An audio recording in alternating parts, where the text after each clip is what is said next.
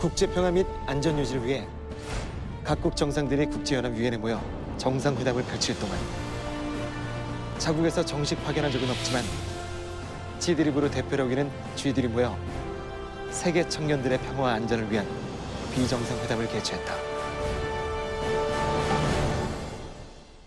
개명합니다. 국경없는 청년의 비정상회담 의장 전현무입니다. 사무총장 유세입니다. 의장 성수입니다. 우리는 전성이에요. 네. 자, 비정상 대표들이 함께 토론해보고 싶은 각국의 이슈를 가지고 와서 다양한 의견을 들어보는 시간입니다. 지구상의 모든 이슈를 반찬 삼아 토론한다. 지구상의 반찬 타임 모실 중원디. 자, 독일 대표 니게 안입니다. 최근 독일에서 SNS에 올린 가짜 뉴스 및 불법적인 콘텐츠를 24시간 내에 지우지 않으면 최소 500만 원 유로, 최대 5천만 원 유로의 벌금을 물어야 하는 네트워크 시행법을 10월부터 시작한다고 합니다. 여러분은 어떻게 생각하는지 이 안건을 상정합니다. 자, 일명 페이스북법이라고 하는 이 법안이요. SNS상에서 국민 정서를 자극하는 가짜 뉴스를 방지하고 차별이나 혐오 발언인 헤이트 스피치를 제재하기 위해서 만들었다고 하는데요. 자, 독일 분들은 어떻게 생각하고 있나요? 일단은 가짜 뉴스하고 헤이트 스피치 같은 것도 빨리 없어지면은 인터넷 좀 더 깨끗해지지 않을까라는 생각으로 대부분 사람의 반응은 되게 긍정적이고, 근데 개인 SNS까지 관찰하겠다는 의미로 받아들이는 사람도 꽤 있으니까 이거 인권 침해라고 생각하는 사람이 있어요. 그리고 이 법 때문에 개인만 아니고 그 소셜 미디어 기업하고 그 기업의 오너까지 벌금 내야 하니까 과연 그렇게 잘 될까 좀 그런 생각도 있어요. 왜냐면 예를 들어서 페이스북 서버는 독일이 있지도 않아요. 그리고 인터넷은 뭐 어느 나라에 소유하기도 좀 그렇고 많은 기업들 반대하지 않을까라는 생각하는 사람들 되게 많아요. 자, 어쨌든 뭐 가짜뉴스가 우리나라만의 문제는 아닌 것 같습니다. 이 사실과는 다른 정보를 뉴스처럼 교묘하게 포장한 가짜뉴스가 이제 전 세계 심각한 사회적 문제로 대두하고 있다고 하는데 각국의 가짜뉴스 문제가 어느 정도인지 한번 들어볼게요. 최근에 8월 8일에 중국 사천성에서 그래요. 규모가 7이 되는 그 지진이 일어나서 가지고 그 24명 사람이 사망을 했고 493명 사람이 피해를 입었어요. 근데 이 시간에 어느 사람이 인터넷에서 자신이 지진국 김석하면서 사람한테 지진이 아직 안 끝났습니다. 여진이 있을 거예요. 이렇게 공포감을 만들어서 결국 이 사람이 경찰한테 잡혔어요. 왜 이런 짓을 할까요? 그렇죠. 자기 존재감을 확인하려고.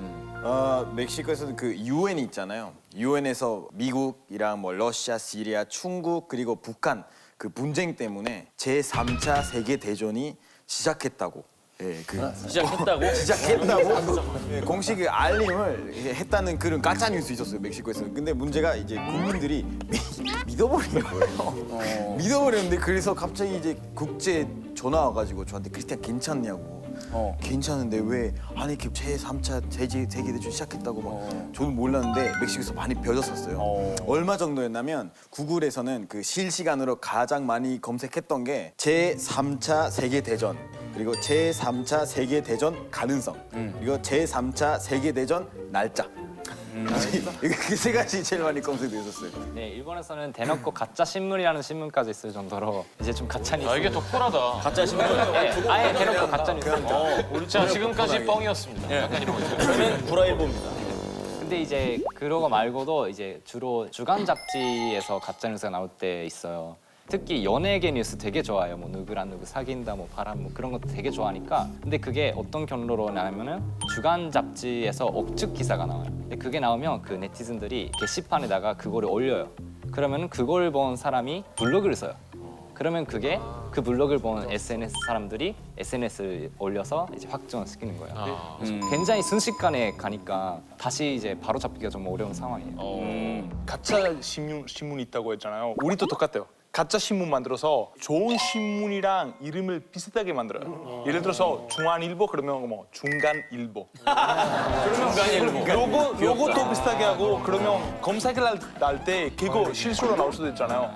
그 똑같이 SNS 하는 사람들이 진짜 신문이라고 생각하고 공유하는 거예요. 난리나. 저희가 작년에 어마어마한 일이 있었어요. 어떤 사람이 자기 친구가 이름이랑 성 올리고 아동 성애자라고 조심하라고 올렸어요. 근데 그거 일주일 만에 거의 전국적으로 공유됐어요.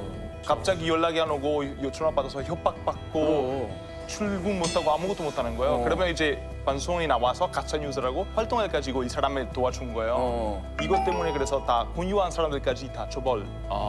쌤통이네요. 정말 쌤통이다. 네, 미국에서는 대선 때부터 페이크 뉴스 단어 나왔는데 트럼프가 이제 취임하면서 마음에 안 드는 뉴스 아니면 정부를 비판하는 뉴스 다 페이크 뉴스로 부르니까 어느 정도 이 단어를 공화당 아니면 우파가 그냥 훔쳤어요 어느 정도.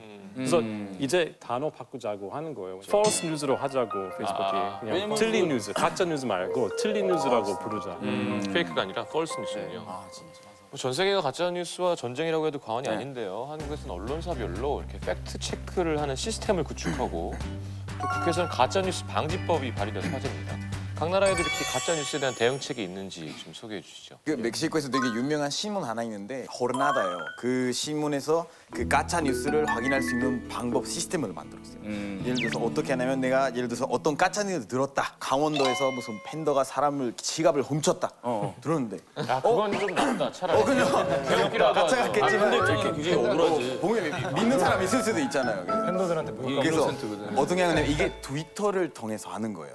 트위터에 들어가서 키워드를 써야 되는 거예요. 그래서 뭐 강원도, 팬더, 지갑, 훔치. 그 다음은 해시태그 해야 돼요. 해시태그는 verifica jornada. 이게 무슨 뜻이냐면 jornada 확인 요청이라는 뜻이고 그리고 그 신문을 태그하면은 그 나중에 그 신문이 답변할 거예요. 네, 만약에 확인해보고. 네, 그렇죠. 확인해주고 만약에 진짜였을 경우에 그러면 이 뉴스는 진짜입니다. 여기서 이제 참고하실 수 있는 믿을 만한 링크를 보내드립니다. 그래서 만약에 가짜 뉴스였을 경우에 확정되지 않은 정보입니다.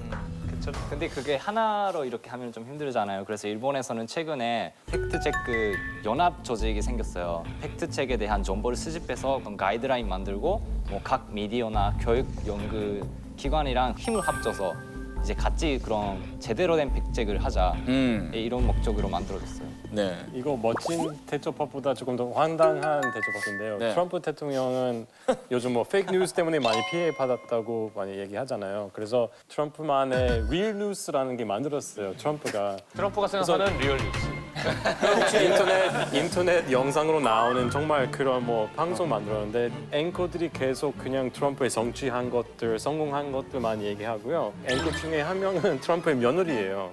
I bet you haven't heard about all the accomplishments the president had this week because there's so much fake news out there. We wanted to give you a glimpse into his week. First up this week, let's talk about the president's salary. Again, the president has donated his salary. His second quarter salary has now been donated to the Department of Education. Again, this is a president who is putting America before himself. I'm so proud of that. 네. 자, 이렇게 각 나라마다 가짜뉴스 대응책을 마련하고 있는데 한편에서는 이제 관련 법규가 언론과 이용자의 표현의 자유까지 규제할 수 있다 이런 우려도 있죠. 여러분들의 생각을 한번 들어보도록 하겠습니다. 사회적 혼란을 일으키는 가짜뉴스, 법적으로 처벌을 해야 될 것인지 아니면 법적인 제재까지는 필요가 없다고 생각하시는지. 자, 처벌해야 된다. 하나, 둘, 셋. 표현의 자유를 인정하는 캐나다에서는 또 처벌해야 된다. 전 처벌해야 된다고 개인 생각해요. 의견입니다. 저는 사람마다 처벌 달라야 된다고 생각해요. 일반인 가짜뉴스 만들면은 뭐 벌금 내고 기자면은 엄청 센 벌금 내고 몇 년 동안 언론사에서 일할 수 없게 해야 되고 정치인이면은 감옥이나 뭐 되게 어마어마한 벌금 내야 된다고 생각해요. 얼마 전에 그 가상화폐 중에서 이더리움이라는 게 있는데 그게 만든 사람은 러시안 캐네디언인데 죽었다는 보도 누가 그거 가짜로 만들었는데 바이럴 됐었어요. 그래서 그날 하루에 20% 이상 추락했었거든요. 4조 원 정도 떨어졌는데 그렇게 많이 떨어지면은 쉽게 돈 벌 수 있거든요. 그게 사기 치는 거랑 다름이 없어요. 처벌해야 돼요. 형 말을 들으면 전 머릿속에서 살짝 복잡해지는 게 네. 가짜 뉴스 누구 만들었는지 찾기가 되게 어려울 것 같아요. 왜냐면 다른 나라에서 생기다가 번역돼서 이렇게 그 나라에서 이게 벼지는 경우가 또 있어요. 범죄자가는 사람이고 그 찾을 수는 있는데 그때는 어쩔 수 없는 정보는 거고 법이라도 있어야죠. 인터넷이 얼마나 큰데. 한 단어의 미묘한 차이 때문에 페이크 뉴스인지 아니면 아닌지 되게 애매해질 수 있잖아요. 그래서 사실 어떤 기준으로 결정할 건지 되게 중요한데 보통 힘이 있는 쪽 결정하는 거잖아요. 예를 들면 정부인가, 정부 어떤 기관인가. 미국 딱 그 문제 뭔지 좀 보여요. 왜냐면 이제 대통령 비판하는 뉴스 다 뭐 페이크 뉴스 부르면서 만약에 그 기준 결정 낼 수 있는 쪽은 그 정부 쪽이면은 그거 너무 위험하죠. 위험해요. 막 그 말 너무 맞는데 그래서 법률적으로 규제가 있어야 된다고 생각해요. 왜냐하면 사실 이탈리아에서는 벨루스코니 똑같이 했었어요. 본인을 공격하는 뉴스 나올 때마다